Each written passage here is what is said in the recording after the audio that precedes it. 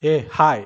In this video, we will see how to implement pod distribution budget configuration on AWS EKS with using Karpenter. Here, in this video, I have an AWS Kubernetes cluster. In that Kubernetes cluster, we're going to host Karpenter service. As you know, Karpenter is an additional infrastructure layer on Kubernetes, which actually helps you to manage the life cycle of the complete Kubernetes cluster, especially towards managing the life cycle of Kubernetes application, right? So in this video, we will see how does Karpenter helps us to achieve the pod disruption budget configuration on the AWS EKS. So here we will create, the Karpenter nodes containing 6 nodes or 4 nodes in this demo, like you see here. So on that nodes, we will deploy an example application, and that will have a service, something like that. Now, on top of this cluster, what we do is we deploy a pod disruption budget configuration. Basically, that is actually a Kubernetes object managed by Karpenter, which actually helps you to achieve the pod disruption budget here, right? So we will set up the pod disruption budget object on the Kubernetes cluster managed by Karpenter, which will actually, what happens is, when you try to evict the nodes or basically decrease the nodes, right, automatically the Karpenter actually comes in place and it will try to restrict the removal of nodes, right? So why removal of nodes? So if I can tell you in a layman term, say that there are lot many scenarios where you need to increase and decrease the number of nodes in a EKS cluster. Say if you're upgrading the EKS cluster, in that case, you might need to basically upgrade the nodes in a sequential manner, like you update the one node, you remove the one node from the Kubernetes cluster, right? So the scenario here is you are basically periodically making the nodes down, right? So in such cases, what happens, the pods that are running on that particular nodes has to get a space where they can run in, right? So if you abruptly remove the nodes from the EKS cluster, what happens is sometimes a situation will occur where pod does not get any available the nodes where they can run in, right? So in such cases, we can implement a configuration called a Kubernetes object configuration called pod disruption budget, which is something like a policy which will try to stop the unknown configurations or unknown destructions in the Kubernetes cluster, which will impact the number of pods, basically, right? So in a layman term, if I can explain, right, so PDB stands for, generally, in a very layman term, our community call it as a PDB. So basically PDB, that is nothing but pod disruption budget. As I said, it's a policy that defines the maximum number of pods replicated applications that are allowed to be unavailable simultaneously during the voluntary disruption, like maintenance scaling events, right? So actually it ensures that high availability of the application is maintained during such cases as well, right? So in the sense, it will not allow you to make the number of nodes down, right? So by that way, you are actually making sure that there are ample number of nodes are available, so that the pod can run something like this. Okay, so as you have seen in this animation here, we were trying to run evict node command, which is actually removes a node from say like a dev 0. So automatically we see that the policy, that is PDB policy, comes in picture and it will stop your that particular action. Let's see this scenario at a real time as a lab in this video, right? So let me quickly take you to the my VS Code here.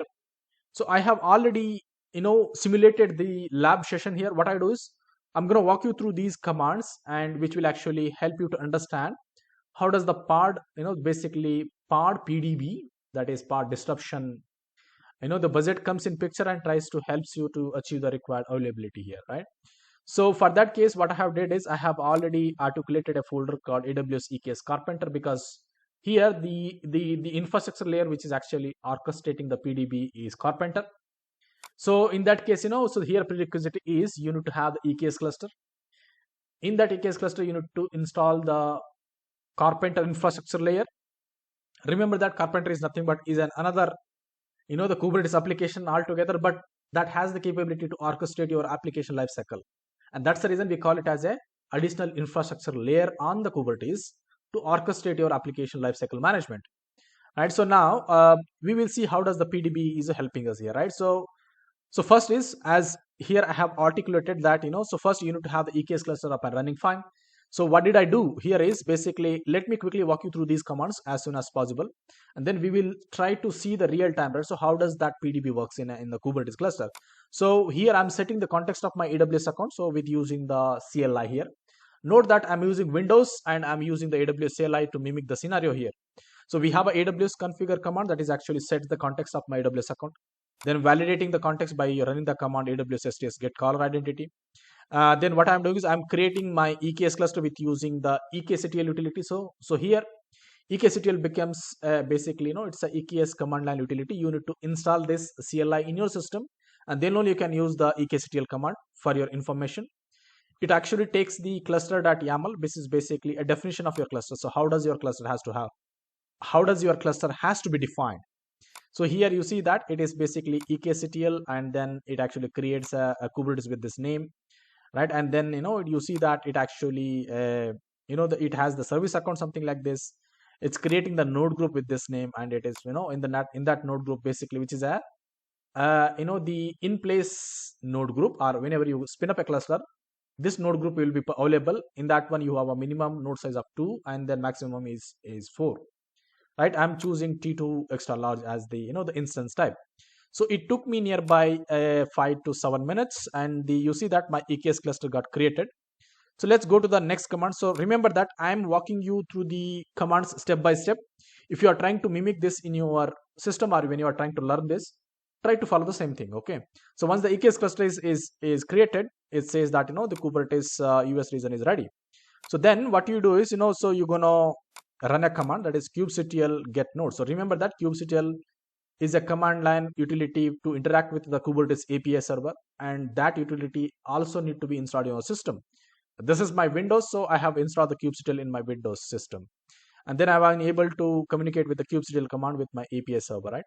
And then I see that I got the response of my nodes. Basically it created a 2 nodes which is belongs to node group, which I showed in the cluster.yaml file. Okay, then next one is basically I'm running a command that is actually to describe the my nodes. Basically why I'm doing this, because I need some data that is required to install the Karpenter.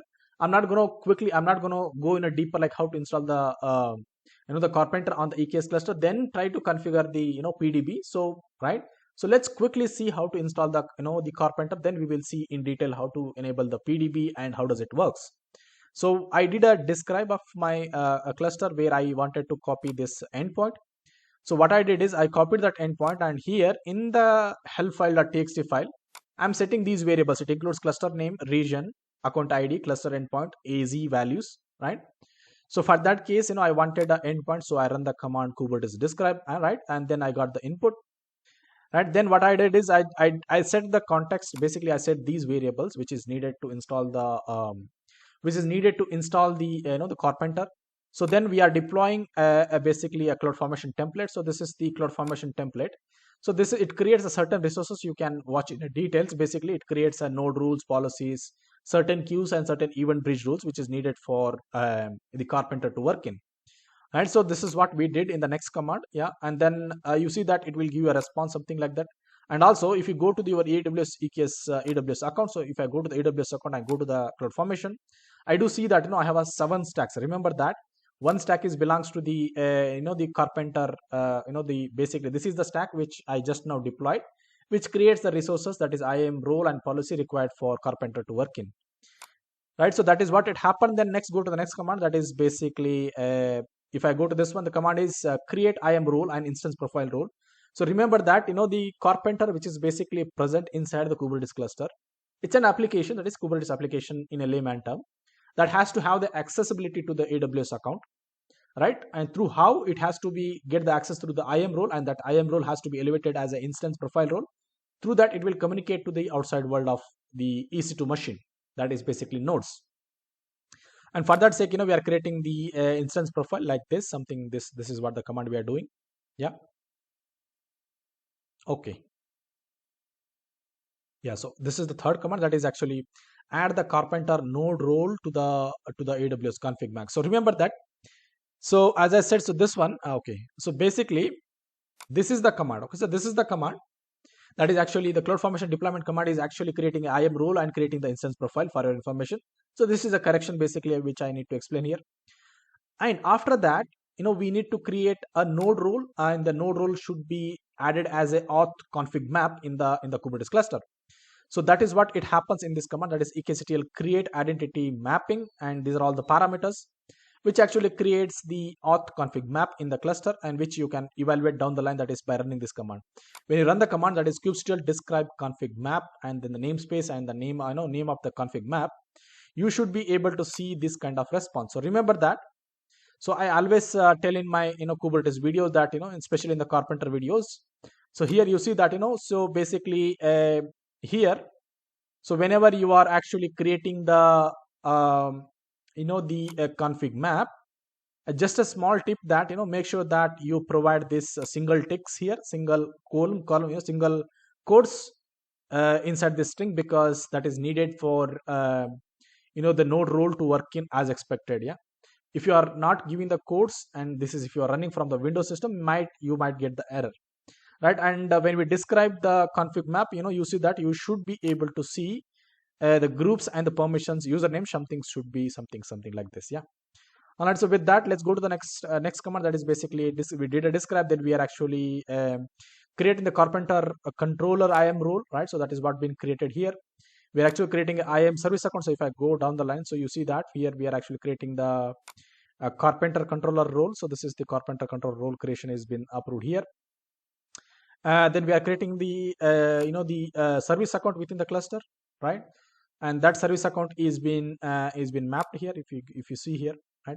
And then what we are doing is we are actually getting the the service account. So once the service account has been created above, you just wanted to check if the service account has been created. So once the service account has been created, we set this variable. Remember that Karpenter IAM role ERN is the variable that we set. Then I run the command, that is to get the service account from the from the Kubernetes, right? Remember that I'm using ekctl, right? So note that ekctl has the capability to interact with the your cluster. So basically under the hood, these ekctl is having a wrapper kubectl command. Okay, so very layman term. So we have this Kubernetes IAM service ready. Then we go to the next one, that is basically you can ignore this step. So I just run it and I encounter the error if I go down. So basically this is to create a linked service role which is not required, so you can skip it off. And then we are actually setting a set of variables which is needed to deploy the Karpenter. So these are all the set of variables that is needed to install the the Karpenter using the Helm command. Then you need to run the command, that is docker logout. So I did a docker logout, that is public docker logout. And then here you go. So this is our master command, that is basically installs the Helm chart of Karpenter and configures the Helm chart accordingly, the configuration that we above did. So those configurations will be used here to deploy the Karpenter on your EKS cluster. You can use it as it's suggested here. It will take a couple of maybe half a minute and it gets deployed. Then later you can validate the Karpenter installation by running these three commands, that is Helm list, Kubernetes get parts, and Kubernetes deployment. So that's what I did here. So if I see that the Kubernetes get parts, so you see that Karpenter parts are running. So which means that our EKS cluster is created and it is set to configure the PDB till now, right? Now with that, so our Karpenter is ready. Now we are ready to jump for PDB configuration and testing purpose, right? So for that sake, what? So now we have installed the Karpenter. We need to configure the the Karpenter configurations, right? So Karpenter configurations can be done in the PDB node pool. So we need to construct the Karpenter node pool. So here, so the node pdb-nodepoolyaml file is a file which actually declares the node pool and ECS the ECS resources of Karpenter, ECS node class resources of the Karpenter. If you see here, so we have a kind that is node pool. So in this one, what we are doing is we are actually constructing the node pool that is required for Karpenter. This is the name. So I will just quickly pass down here. Okay. So one thing is you need to make sure that you deploy this. You change this value of your according to your regions. The AZ, right? I will leave this the definition of this node pool because I have already covered these in the previous two videos. You can check it in details if you want to understand how the Karpenter node pool and the EC2 node classes, the objects of Karpenter will be created in the EKS cluster. So once for that case, what we did is we just deploy a command, that is kubectl PDB node pool, right?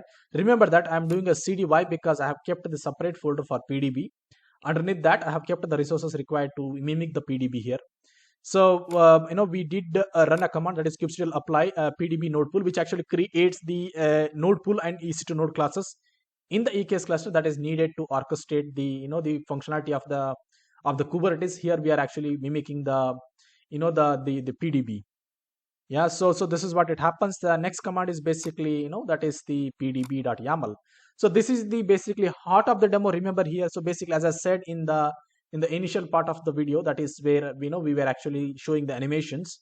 So here we had an API version. So you see that this is a policy API version, which is actually creates the policy underlying, right? So basically PDB is nothing but it's a policy, and policy acts accordingly, right? So it has the you see that it has the that is a kind is basically pod disruption budget.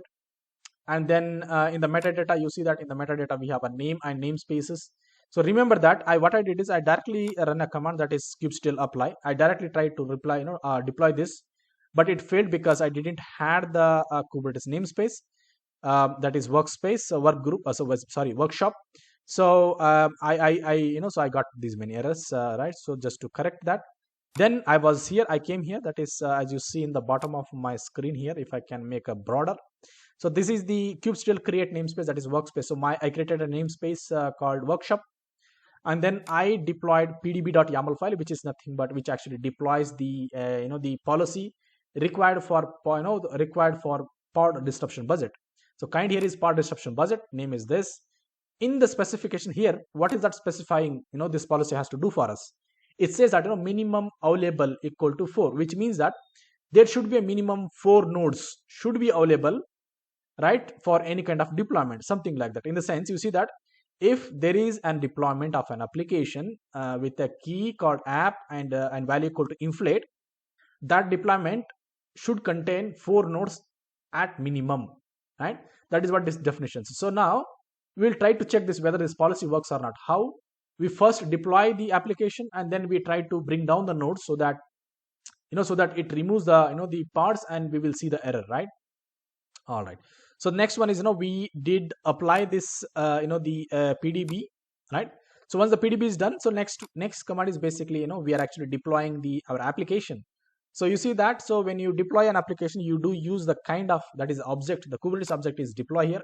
Remember that whatever you see in the specification file, that is Kubernetes specification file, with the annotation kind, that is nothing but the Kubernetes object.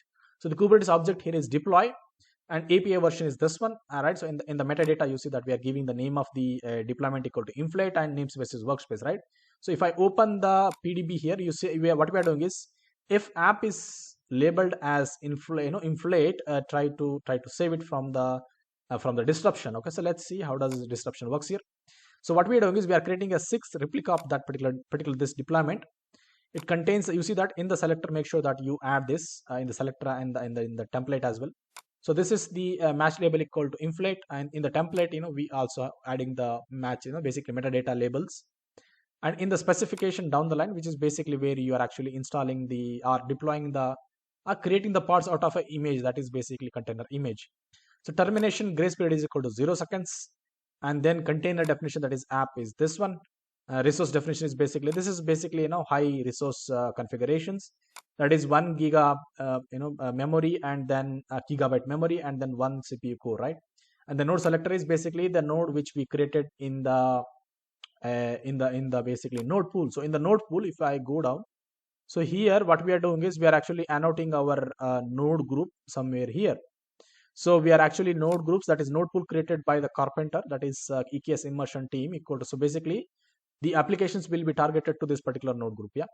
All right. So next command is basically what we did is, once we run the command, that is kubectl pdb deploy, which is nothing but application is deployed, and as soon as you run the command, that is workshop, get the pods from the workshop namespace, we are getting 6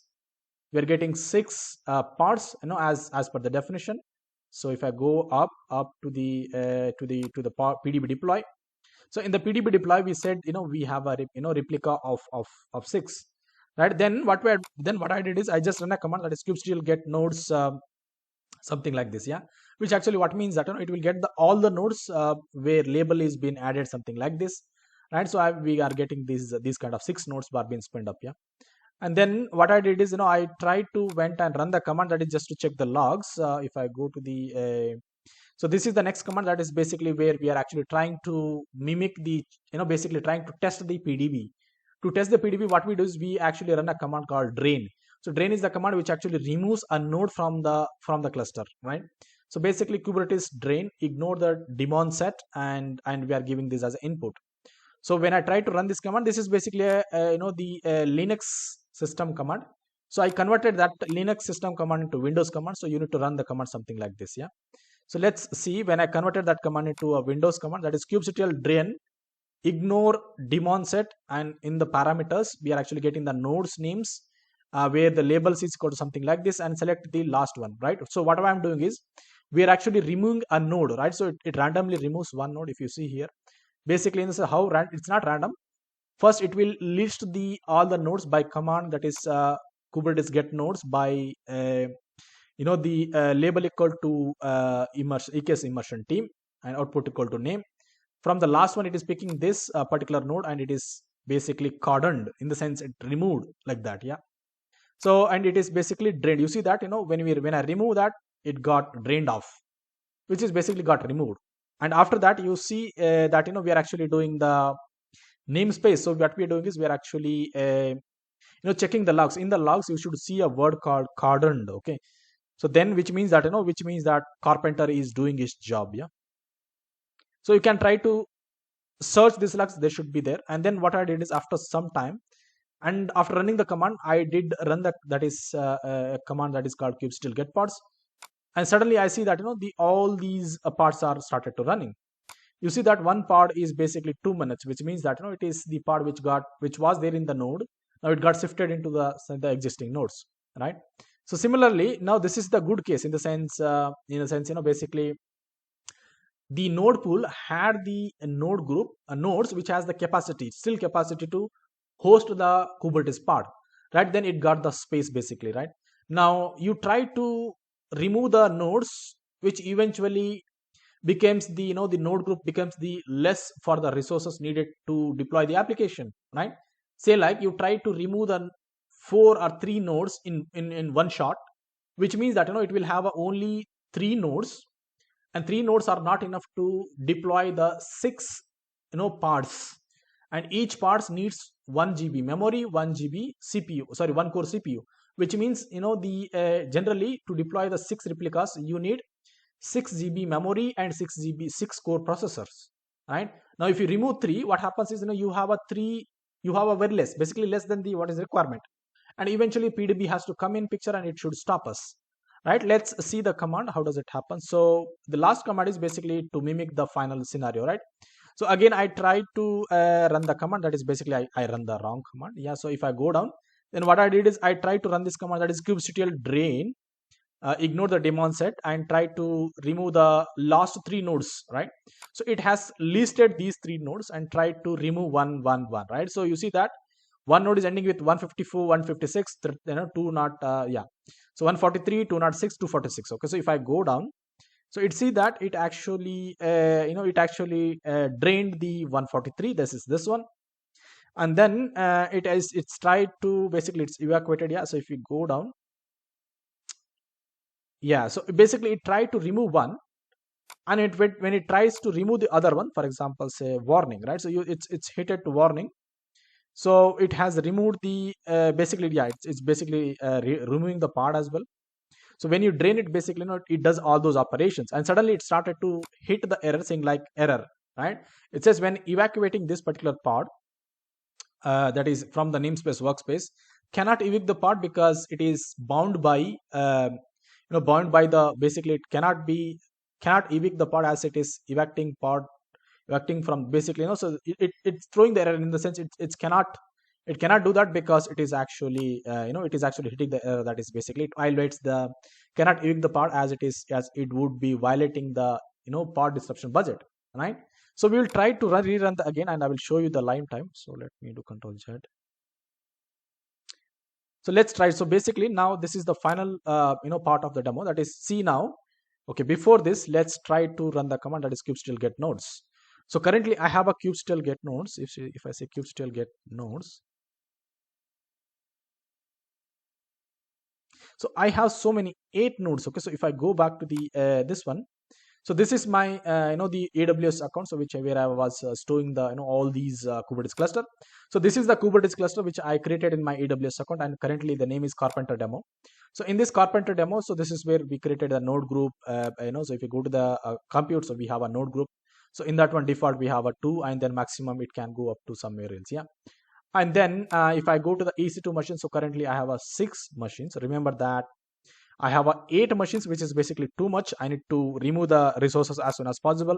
Since this is a demo, I'm just taking a risk here, right? So here you see that we have a 2 T2 large, which is basically by default node groups, and these are all the node pools of Karpenter where the resources will be deployed, right? So we have a C6 dot large node groups, right? And then currently we are having 6, right? So, and that is what it is being showing here. You see that is ready and scheduling disabled. Yeah.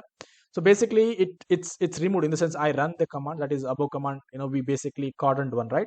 In the sense when I run the command, that is something like, if I go back above, drain, right? So basically if you run the command, basically it becomes not usable, in the sense in that one you cannot schedule the pods. Now I'm just trying to show you that how does that PDB works here. So let's try to run the command, that is basically the Kubernetes drain, ignore the daemon set, and then so this is the parameter, that is kubectl get nodes. So kubectl get nodes. So if I can show you that in a very detailed manner, what we do is we try explicitly run the command, that is kubectl get nodes. So kubectl get nodes, so with the label that is something like EKS immersion team. So if I run this command, I'm getting 6 nodes. Now let's try to drain off the last 3 nodes from here. Let's see what happens. Now I'm trying to run this command, that is drain the last 3 commands. Yeah. So basically it tries to drain the last. Okay, you see that it's already cordoned. It say that this is already disabled. And when it tries to disable the second one, basically you see that it also disabled the 86. Now when it tries to disable the third one, what happens is, if you see here, it's actually keep on ending the keep on throwing the error, that is error when evacuating this prod, because it cannot be evacuated, and because it violates the the PDB, right? So which means that that pod is not getting removed, in the sense you cannot delete the pod, something like that. Yeah. So that's what it happening here. So basically this is how, if I can tell you in a layman term. So let me stop this. I'm going to stop with using command Control C and try to let's read the the nodes here. So let's read the nodes. So you see that there are scheduling disabled, which means that we did something, right? Now as soon as those 2 become scheduling not ready, so basically it tries to try to move the parts here and there so that it can schedule it. Yeah. So if I, in a layman term, so what did we see here is so with using the pod disruption budget definitions in the Kubernetes cluster, you can actually save the disaster, right? And basically this is a policy which can help you to save the disaster, that is unknown disaster of your application, right? So with that note, I have shown you the things need to be shown in this video. Finally, a kind request, please do subscribe my channel. That would really encourage me a lot. With that note, thank you, thanks a lot, and see you in the next video.